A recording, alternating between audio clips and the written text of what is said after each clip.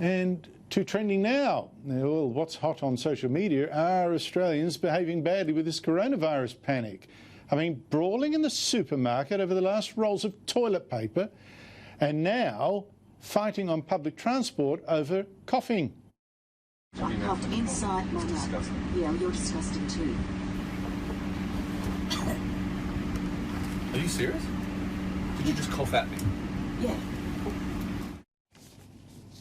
In fact, here's an American health official from Santa Clara explaining, look, the real challenge, put the coughing aside, is simply keeping your own dirty hands away from your face. Advice that, as she gave it, two people in this clip sure had problems with. Start working on not touching your face, because one main way viruses spread is when you touch your own mouth, nose, or eyes. Well, that is getting the coronavirus licked, but not in a good way. Joining me is Daisy Cousens, a YouTube star who runs her own video channel.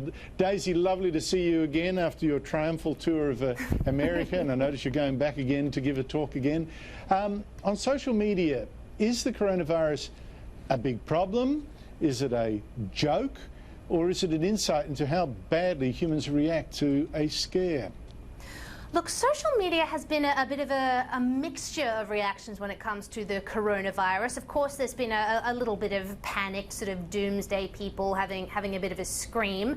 I have actually seen some very sensible, salient advice from people on how to protect yourself from infection and how to take care of personal hygiene, etc. So that's a positive development. But from my observation, the majority of it, Andrew, especially on Twitter, has been people laughing at people who have been brawling in supermarket aisles over toilet paper and other household goods. You know, I never thought anything could unite political partisan Twitter, but it seems that what has is whatever Australians ping on that they've got about panic buying toilet paper. It's absolutely extraordinary, but we've all come together over it, which I think is very nice. Well, except those that are in the supermarkets looting day in, day out the stores of toilet paper. Someone told me that in the aged facility where a relative is, people went in and took the toilet paper from that as well. I mean, it's just quite extraordinary. It's awful. Now, it's just, honestly, some people...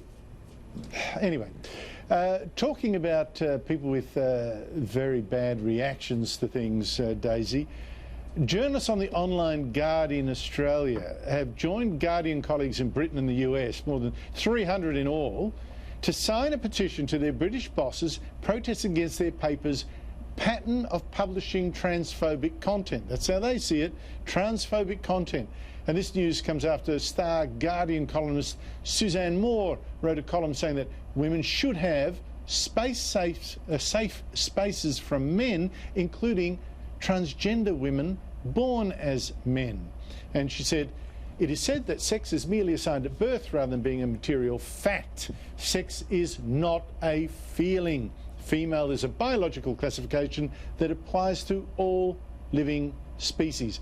Now, Daisy, can you explain to me why more than 300 Guardian journalists are saying that statements like that, straight from biology textbooks, should never again be published in the Guardian?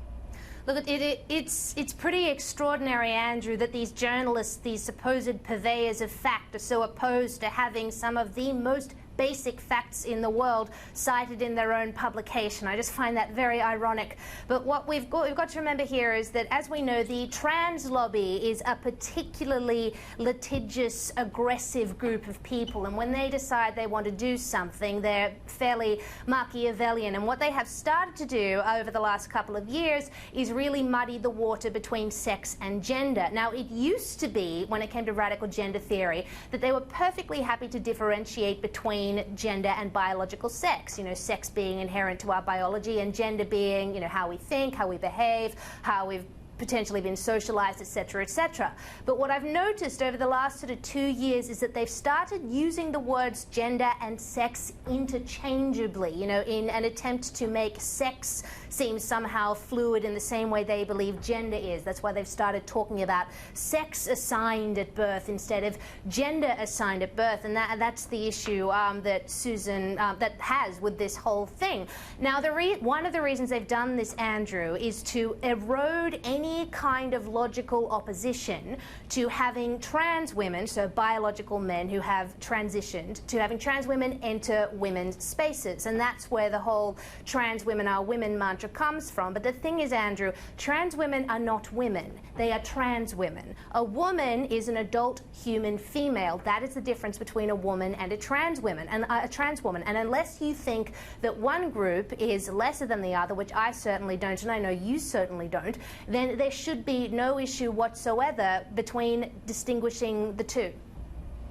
I agree with you. One of the nicest people I met, and I think I've said it once before, was a transgender woman in Murray Bridge who very, very kindly taught my fledgling dance band the various dance rhythms that we had to play in order to turn a buck. Very nice person.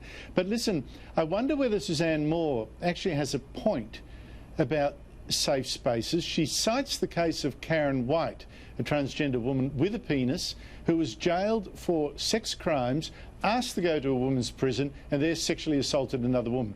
Now, is it fair, Suzanne Moore, to take this one extreme case as proof of why transgender women can't share women's spaces?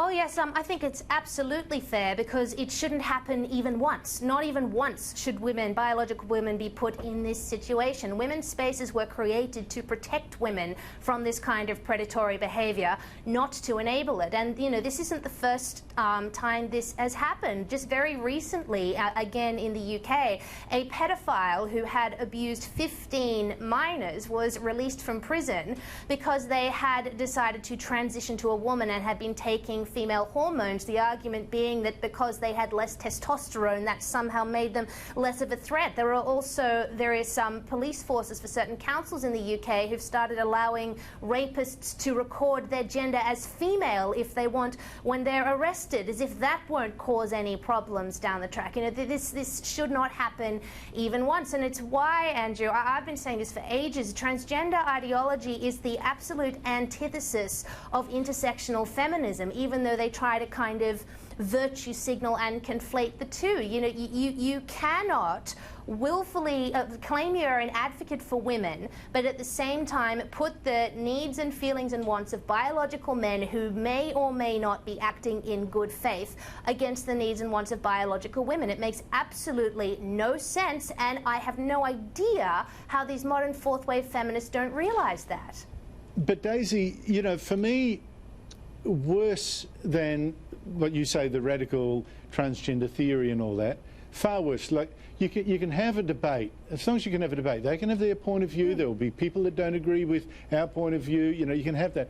What I find worse is more than 300 Guardian journalists saying we cannot have this, allow this debate to even occur. From now on, no. It's only this side of the argument. They already ban people who are climate skeptics, so that very, very important debate is not in the Guardian newspapers. Now look, it's a private enterprise. They can do what they like. They can censor who they like. But I'm just saying, in terms of a healthy response to a debate, shutting it down, including your own star columnists, I think is a disgrace, and we're seeing it more and more.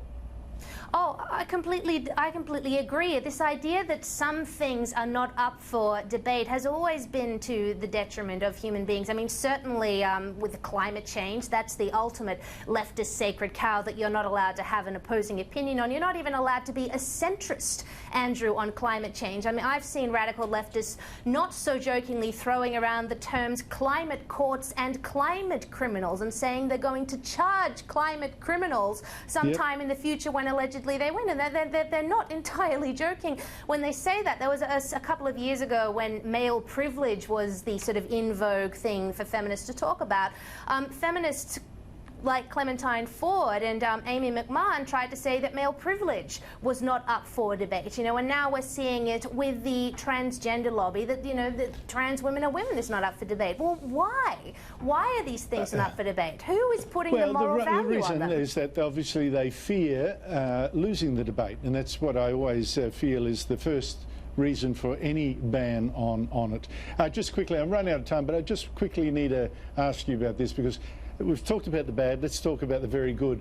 We have actually discussed here before the woke decision of the University of Technology Sydney to let girls get into some courses with lower ATAR scores than boys, particularly if it's engineering and science and maths and IT, so-called boy subjects. Well, now Kate Hadwin, who's head of Pymble Ladies, Australia's largest private school for girls, says that's outrageous. She says it's absolutely saying that women need help, and she says we don't need help. We're great as we are, thanks very much. You have to earn your place there. To me, this woman is a feminist, a true feminist hero, more so than anyone arguing for quotas, correct?